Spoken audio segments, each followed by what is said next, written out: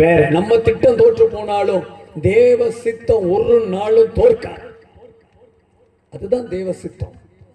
நான்காவது ஜபத்துக்கு பதில், நம்ம அவங்க 100 நாள் ஜபம் பண்றாங்க, 10 நாள் ஜபம் பண்றாங்க, 40 நாள், இதுல ஒரு அற்புதம் நடக்கலையே, ஐயா என்ன செய்யறது? ஆமா, வலுக்கட்டாயப்படுத்தி எதையோ ஒன்று கேட்போம். தேவனுக்கு விருப்பமில்லாத ஒரு காரியத்தை கர்த்தர் செய்யவே மாட்டார். அதுதான் ஜபத்துக்கு பதில். இந்த சின்ன தம்பியை யாரோ ஒரு சின்ன இதுங்களை விட அண்ணன் ஒரு பாப்பா இருக்கிறார், சிவப்பு சட்டை போட்ட ஒரு பாப்பா. அந்த பாப்பா டிவியெல்லாம் பார்த்து இல்லட்டா இன்னைக்கு உள்ள கட்டங்களில் சில யூடியூப்லாம் போய் AK-47 எனக்கு ஒன்று வாங்கித்தாங்க டேடி, மம்மி சாப்பிட மாட்டேன், வாங்கித்தாங்கன்னு அடம் பிடிக்குது. 2 நேரம் அடிப்பாங்க, சும்மா கிடையாது. எதை போய் கேட்க, எனக்கு வேணும், நானும் பிளாஸ்டிக் வாங்கி கொடுத்தா அது வாங்காது, எனக்கு ஒரிஜினல் AK. அது இன்னைக்கெல்லாம் எல்லாருக்கும் எல்லாமோ தெரியுது. சில பெற்றோர்கள் கூட அதெல்லாம் தெரியல. AK-47 சொல்லலை, யூடியூப்ல போய் எங்கெல்லாம நம்பரை போடுது, எங்கேயோ போகுது. வீட்டில் சொல்றாங்க, எப்ப எனக்கு கூட தெரியல, அது எங்கெல்லாம இந்த வயசுலயே 1.5 வயசுல 2 வயசுல அப்படி பட்டன் அமுக்குது, இங்க ஓப்பன் பண்ணுது, அது பாட்டுக்கு கேம்ல போயிருது. அப்பா என்ன பிரில்லியன்ட்! வரும் காலம் அப்படிதான், டெக்னாலஜி வளர்ந்துருச்சு. ஸோ இப்படி காரியங்கள் இருக்கு. அந்த பாப்பா கேட்குது, AK-47 எனக்கு வாங்கி தாங்க. ஏய் எனக்கு உனக்கு எதுக்கு, எனக்கு வாங்கி தாங்கப்பா. இந்த பிள்ளை கரெக்ஷன் பண்ணுது, வாங்கி கொடுத்துருவோம்ப்பா டேடி, வாங்கி கொடுத்துருவோன்னு அம்மா அப்பாவை சேர்ந்து வாங்கி கொடுத்துட்டாங்கன்னு வைங்க. என்ன ஆகும்? அதுக்கு அப்ளை பண்ண தெரியுமா?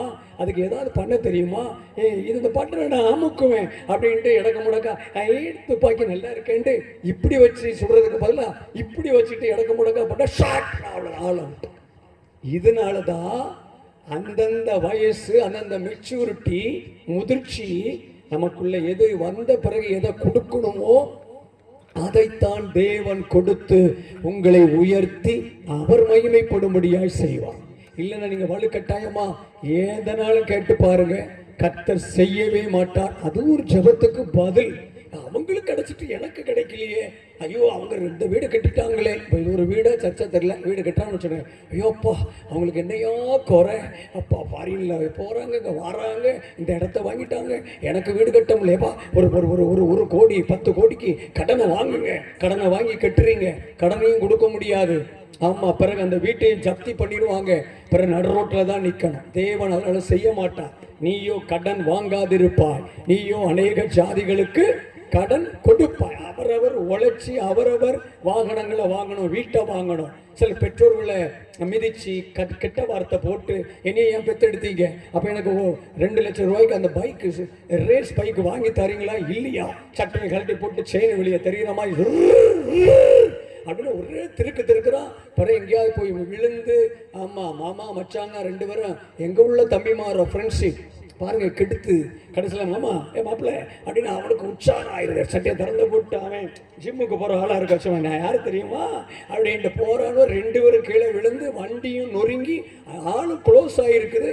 சில இடத்துல ஹை கிரவுண்டில் போனால் தூக்கு, இங்கே ஒரு கை தூக்கு, கால் ஒரு பக்கம் இப்படி தூக்கிட்டு கிடக்கு. அவனை கவனிக்கிறதுக்கு வீட்டில் 4 பேர் லீவு போட்டு, ஒருத்தர் ஆஸ்பத்திரிக்கும் வீட்டுக்கும் சமையல் பண்ணுறதுக்கு அம்மா, வலி வேதனை எடுக்கிறது இவன். இனிமே பெட்ரஸ் தான் போச்சா, வாலிபம் போச்சு. அழகும் வஞ்சனை உள்ளது, சௌந்தரியம் வஞ்சனை உள்ளது, அழகும் வீண்.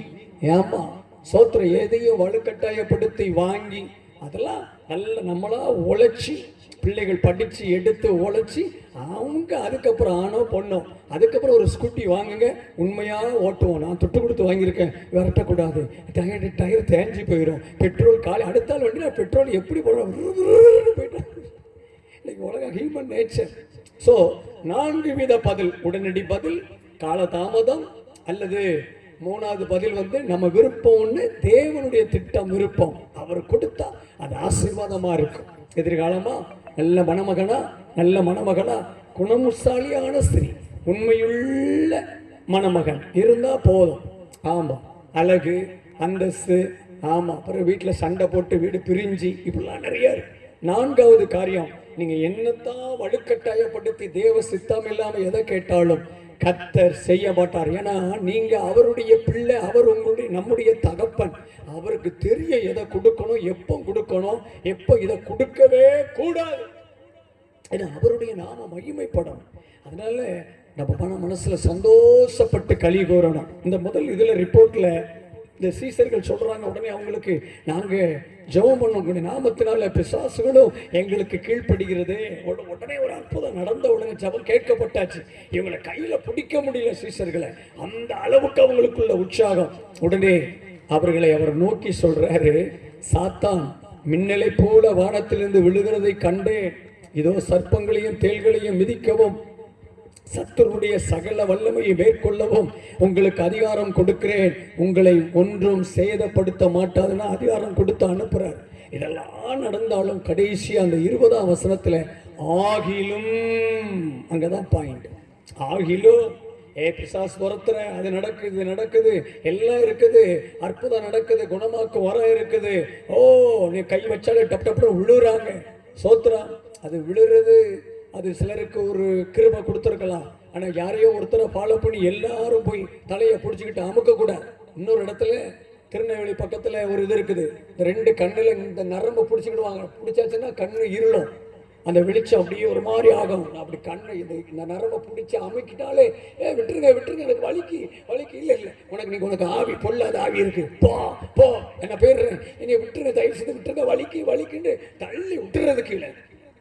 இது ஒரு இன்னைக்கு மாயாஜாலம் நடக்குது சில இடங்கள்ல.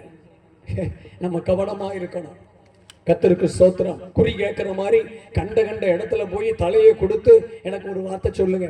வார்த்தை தான் ஆதியாகமம் முதல் வெளிப்படுத்தல் வர கர்த்தர் கொடுத்த வார்த்தைகள் சத்தியம், எழுதப்பட்ட சத்தியத்தை வாசித்து அதற்கு கீழ்ப்படிஞ்சாலே போதும், கர்த்தர் உங்களை உயர்த்துவார். அல்லேலூயா சொல்லிருங்களா, கரங்களை உயர்த்தி அல்லேலூயா.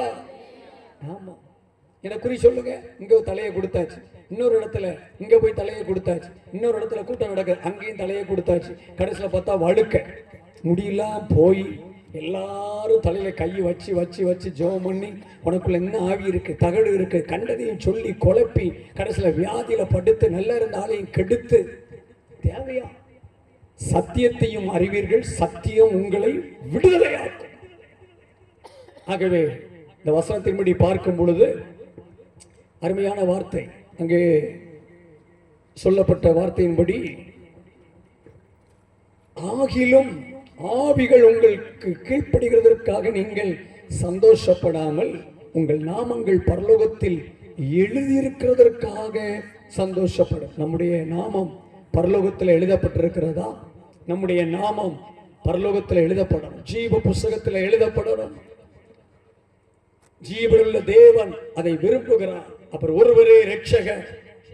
Praise the Lord.